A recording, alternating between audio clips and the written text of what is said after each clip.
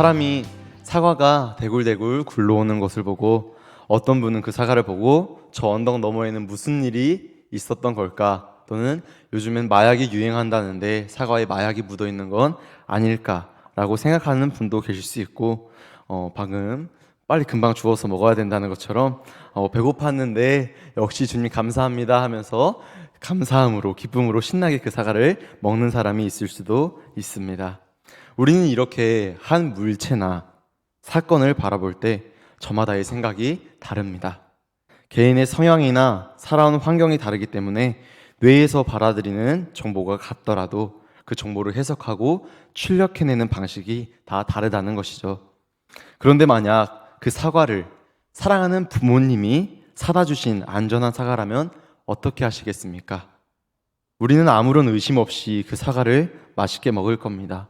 그 사과를 보면서 혹시 엄마가 보험금을 노리는 건 아니시겠지 라고 사과에 대해서 의심하는 자녀는 이 세상에 거의 없을 거라고 생각됩니다. 사랑하는 나의 부모님이 사주신 맛있는 사과니까 말입니다. 그런데 한 조심성 있는 자녀가 그 사과를 꼭 검증해야겠다고만 합니다.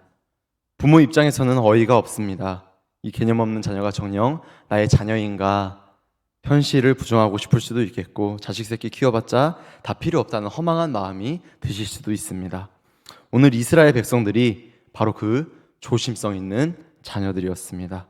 민수기 13장 1절과 2절을 보면 여호와께서 모세에게 말씀하여 가나안 땅을 정탐하게 하라고 시킨 것 같지만 모세가 죽기 전에 기록한 신명기를 보면 이 정탐의 시초가 누구로부터 나온 생각인지 나오게 됩니다. 신명기 1장 22절을 제가 읽겠습니다. 너희가 다 내 앞으로 나와 말하기를 우리가 사람을 우리보다 먼저 보내어 우리를 위하여 그 땅을 정탐하고 어느 길로 올라가야 할 것과 어느 성읍으로 들어가야 할 것을 우리에게 알리게 하자 하기에 그 앞절을 보면 하나님께서는 이스라엘 백성들에게 가나안 땅을 너희 앞에 두었으니 너희 조상의 하나님 여호와께서 너에게 이르신 대로 올라가서 차지하라 두려워하지 말라 주저하지 말라 하셨습니다. 그러나 그들은 조심성 속에 의심이 자라나기 시작했습니다. 우리는 꼭 찍어 먹어봐야 속이 시원한 것들이 있습니다. 내가 직접 내 눈으로 확인해야 되겠고 내가 직접 발로 그곳을 디뎌봐야만 진짜 그곳이 있다는 것을 실감하는 것들 말입니다. 그러나 의심 많은 도마에게 주님께서는 이렇게 말씀하셨죠. 너는 나를 본고로 믿느냐 보지 못하고 믿는 자들은 복되도다. 물론 조심성을 토대로 살아가는 것은 굉장히 훌륭한 삶의 자세입니다. 그러나 찍어 먹어보지 않고도 믿어야 할 것은 바로 우리가 따르는 예수 그리스도이며 메시아를 기록한 이 성경입니다. 천국은 우리가 찍어 먹어볼 수가 없습니다. 눈으로 보지도 못하고 발로 디뎌보지도 못합니다. 그런데 지옥도 그렇습니다. 구데기가 드글거리고 소금이 쳐지고 불과 같은 지옥을 우리가 어떻게 찍어 먹어볼 수 있겠습니까? 괜히 잘못 찍어 먹어서 자칫 혀에 똥독이 오를 수 있다는 것을 우리는 모두 알고 있습니다. 그 정도는 우리가 구별할 수 있는 지성인입니다.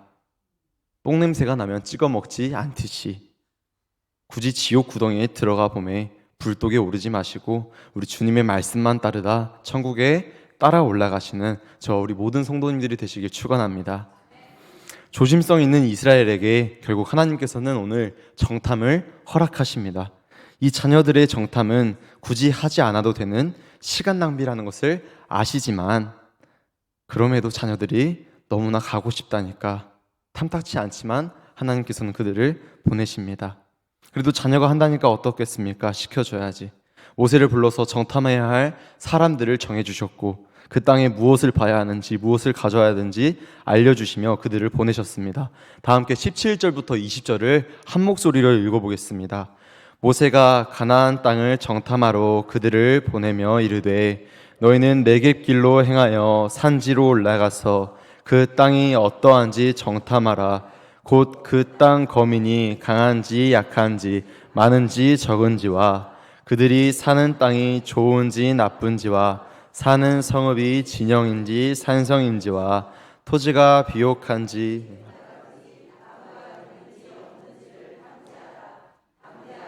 또 그 땅의 실과를 가져오라 하니 포도가 처음 익을 즈음이었더라. 아멘. 하나님께서는 가나안 땅에서 무엇을 보라 하셨냐면 첫 번째로 그곳에 거하는 민족들을 보라고 하셨습니다. 이는 가나안 원주민들의 군사적 능력을 알아보게 했다는 겁니다. 그들이 약한지 강한지, 그들이 전쟁에 참여할 수 있는 숫자는 얼마나 되는지 말입니다. 두 번째로 보는 것은 땅의 조건이었습니다.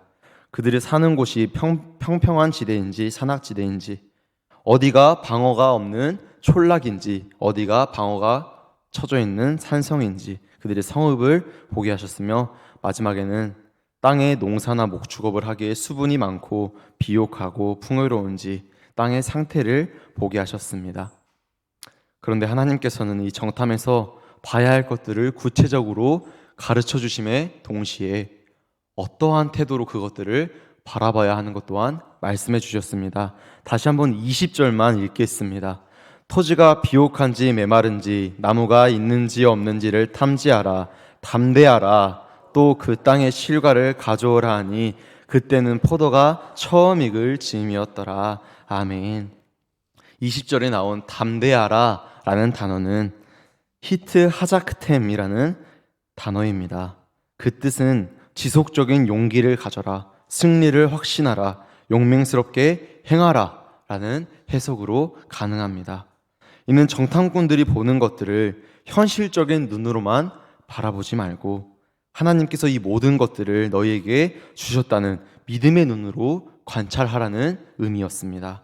우리가 세상을 바라보는 것도 마찬가지입니다. 하나님께서는 우리에게 이 땅을 정복하고 다스리라고 주셨습니다. 그런데 조심성 있는 우리는 굉장히 조심스럽게 세상을 정탐합니다. 이 회사는 어떻게 돌아가고 있고 누구 라인을 타야 내가 승진을 할 수 있을지, 내가 속해 있는 이 공동체는 어떠한 형태이고 내가 누구에게 잘 보여야 이 공동체에서 빛이 나는 사람이 되는지 등등 말입니다. 이스라엘 백성들이 가나안 땅에 들어간 이유는 하나님께서 죄악이 가득한 가나안 백성들을 몰아내고 그곳을 복음의 땅으로 꽃피우기 위함이었습니다. 그러나 이스라엘 백성들은 들어가기 전부터 두려움에 엎드려졌고 후대에 그들이 들어가고 나서는 가나안 땅에 있는 우상을 몰아내기는커녕 우상의 눈이 돌아가 그들 역시 우상 숭배하여 하나님께 벌을 받는 결말을 맞이하게 됩니다. 우리도 마찬가지입니다. 세상에 복음을 꽃피우기 위해 보냄을 받은 우리가 현실적인 눈만을 가지고 내가 그곳에서 어떻게 돈을 벌까, 어떻게 명예를 얻을까, 그것에만 눈이 돌아간다면 우리에게 있어서 돈과 명예라는 것이 우상이 될 것이며 하나님께 벌을 받을 수 있을 것입니다. 내가 속한 공동체에서도 그곳 그리스도의 빛을 위해서 노력하는 것이 아니라 나라는 사람이 빛나기 위해 노력하면 결국 우리는 그곳에서도 마음의 짐만 늘어날 뿐입니다. 결국 우리가 세상을 정탐할 때에도 믿음이라는 눈으로 세상을 바라보면 하나님께서 우리를 보낸 그곳이 어디이든 간에 우리는 담대하게 그곳을 복음으로 꽃피울 수 있게 된다는 것입니다. 사랑하는 성도님들, 두려워하지 마십시오. 그곳은 이미 하나님께서 우리에게 주신 땅이십니다. 그곳에서 핍박을 받고 고난을 받는다고 좌절하지 마십시오. 하나님께서는 이미 세상을 우리 손에 붙이셨습니다. 이번 한 주간에도 온전한 믿음의 눈으로 세상을 바라보시고 그리스도의 사랑에 힘입어 우리가 속한 세상 모든 곳에서 복음을 꽃피우는 정탐꾼들이 되시길 주님의 이름으로 축복합니다. 계속해서 21절과 22절을 보겠습니다. 이에 그들이 올라가서 땅을 정탐하되 신 광야에서부터 하맛 어기 르흡에 이르렀고 또 네겝으로 올라가서 헤브론에 이르렀으니 헤브론은 애굽 소안보다 7년 전에 세운 곳이라. 그곳에 아낙 자손 아이만과 세세와 달메가 있었더라. 신 광야는 사진 한번 띄워주시겠습니까? 신 광야는 팔레스타인 남쪽 사해와 아카바만 사이에 광활한 광야지대로서 가나안 땅의 제일 남쪽 경계를 이루는 것입니다. 그리고 하맛과 르홉은 약속의 땅 가장 북쪽 경계를 이루는 곳인데 특히 르홉은 사사시대 이후 단이라 불리는 라이스 성읍 주변에 있는 도시입니다. 지도를 보시면 네겝부터 하맛까지 남부터 북까지 이스라엘의 정탐꾼들이 철저하게 정탐을 했다는 것을 우리는 21절을 보며 알 수 있습니다. 그런데 문제가 생깁니다. 바로 헤브론에 있는 아낙 자손들을 보게 된 순간부터 말입니다. 우리는 세상을 보면 종종 모순적인 사건을 접할 때가 있습니다. 정말 부유한 가정의 자녀가 자살을 선택한다거나 인기가 많은 연예인이 목숨을 끊는 그런 사건들 말입니다. 부자인 부모 밑에서 뭐가 부족해서 목숨을 끊었을까? 인기가 하늘을 찌는 연예인이 죽을 만큼 외로운 길을, 죽음이라는 길을 선택한 이유는 무엇일까? 대중들은 그런 사건들을 보면서 안타까워하면서도 이해하지 못하겠다는 반응을 보입니다. 이 불행한 사건들은 우리에게 부유함 속에도 결핍이 있을 수 있고 풍요로움 속에 불안이 있을 수 있다는 것을 말해줍니다. 불행을 이루기 위해 가장 쉬운 조건은 남들과 나를 비교하는 것입니다.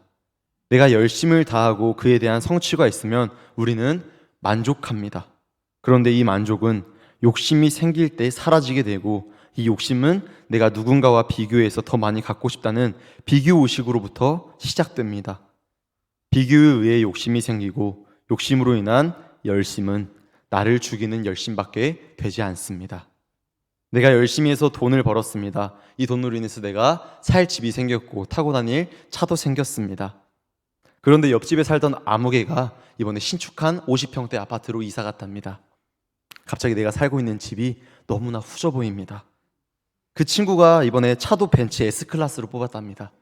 내가 차고 다니는 아반떼가 갑자기 똥차로 보입니다. 만족되지 않습니다. 그 친구를 만날 때마다 괜히 자존심이 상하고 비교의식이 들어서 내가 50평대의 아파트로 이사 갈 때까지, 차를 벤츠 S클래스를 뽑을 때까지 저 친구를 만나지 않고 열심히 일해야겠다라고 다짐을 합니다. 이게 바로 나를 죽이는 열심입니다. 우리는 열심을 낼 때 내가 열심을 내는 이유에 대해서 먼저 분명히 해야 할 필요가 있습니다. 내가 열심을 내서 가정을 지키는 이유, 내가 열심을 내서 교회를 봉사하는 이유, 내가 열심을 내서 나의 삶을 사는 이유는 남들보다 잘나기 위해서입니까? 우리에게 그것이 궁극적인 열심이 될 수 있습니까? 죽기 전에 사람들은 많이들 대답합니다. 인생을 헛살았다고요. 왜 그럴까요? 아무리 열심히 살아도 왜 열심히 살아야 하는지 그 이유를 모르고 열심히 살았기 때문입니다. 다행히 여기 계신 우리 모두는 열심을 대해야 되는 이유를 알고 있습니다. 우리가 열심히 돈을 버는 이유, 우리가 열심히 회사를 다니는 이유, 우리가 나의 하루하루를 최선을 다해 살아가는 이유는 우리가 그리스도의 사랑을 전하기 위함이고 그리스도의 사랑에 있어서 우리가 찬양하기 위함입니다. 오늘 본문에서도 그렇습니다. 그들은 정말로 열심히 정탐을 했지만 그 정탐하는 이유를 정확히 알지 못했습니다. 그들은 젖과 꿀이 흐르는 가나안 땅으로, 풍요로운 땅으로 선물을 받았습니다. 그런데 그곳에서 만난 풍요로움 속에 아낙 자손이라는 불안이 있었습니다. 그들과 이스라엘 자손들을 비교하면서 하나님을 원망했습니다. 그 결과 40일 동안 열심히 정탐했던 정탐은 실패의 정탐이 되었고 하루가 10년으로 늘어나면서 40년 동안 이스라엘 백성들은 광야에 헤매며 모두 죽임을 당해야 했습니다. 1세대의 이스라엘은 죽음을 당하고 2세대인 이스라엘만 들어가게 되는 실패의 정탐을 하게 된 것입니다. 그러나 12명 중 10명의 실패의 눈이 있었다면 2명의 사람, 여호수아와 갈렙은 믿음의 눈으로 가나안을 바라봤습니다. 사랑하는 우리 성도님들도 세상을 살아가며 그리스도인은 아무런 힘이 없다고, 그리스도인은 약하기만 하다고, 그리스도인은 세상을 변화시킬 수 없다는 소리에 현혹되지 마시고 우리의 눈으로, 믿음의 눈으로 성경을 바라보고 믿음의 눈으로 세상을 바라보며 열심히 하루하루 나의 삶을 살아가는 성도님들이 되시길 축원합니다. 10명의 실패자들 때문에 이스라엘 40년이라는 시간을 허비했듯이 다수의 사람의 실수로 우리의 40년 또는 우리의 400년이 허비될 수도 있습니다. 그러나 결국 이스라엘 백성들에게 약속한 가나안 땅인 가나안 땅에 이스라엘이 들어갔듯이 우리 역시 믿음의 눈으로 그리스도인의 삶을 열심히 살면 주님께서 약속하신 천국에서 저와 우리 모든 여러분들이 만나게 될 것입니다. 마지막으로 23절과 24절을 같이 보겠습니다. 또 에스겔 골짜기에 이르러 거기서 포도송이가 달린 가지를 베어 둘이 막대기에 꿰어 매고 또 석류와 무화과를 따니라. 이스라엘 자손이 거기서 포도를 베었으므로 골짜기라 불렀더라. 아멘. 에스골은 포도송이라는 뜻을 지니고 있고 헤브론에서 가까우며 과일 농사에 적합한 땅입니다. 그리고 골짜기라는 단어는 나할이라는 단어가 쓰였는데 이는 이스라엘의 겨울 우기에만 생기는 골짜기의 개울 곧 와디를 가리킵니다. 쉽게 말해서 골짜기라고 쓰인 단어는 겨울에는 오아시스가 되고 여름에는 촉촉하게 농사를 지을 수 있는 땅이 된다는 것입니다.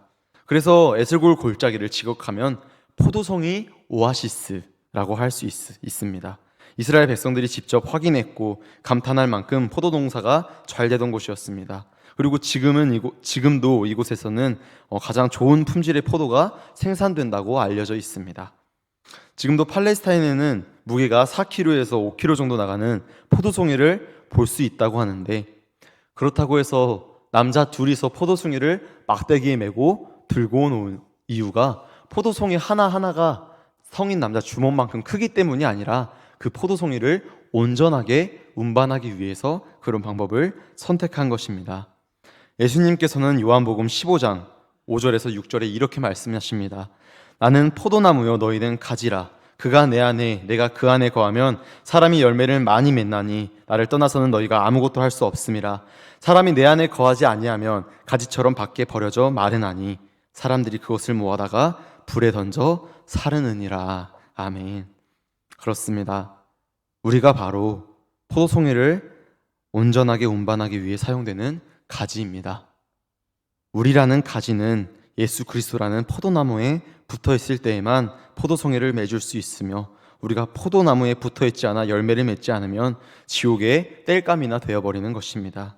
말씀을 맺겠습니다. 오늘 이스라엘 백성들의 가나안 정탐을 보며 성도님들은 무슨 생각을 하셨습니까?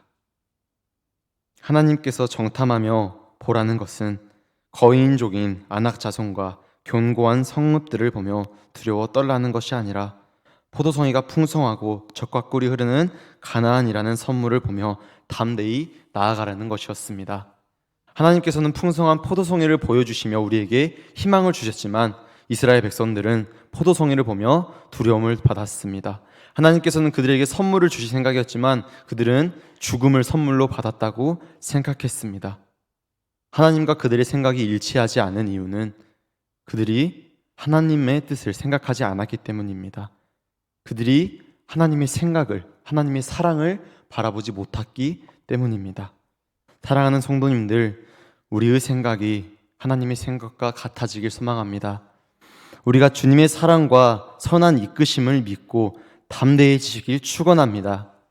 그래서 우리가 처음에 우리 주님만 생각합시다 라고 인사드렸지만 마지막엔 이렇게 인사하며 설교를 마치겠습니다. 주님은 당신만 생각하십니다.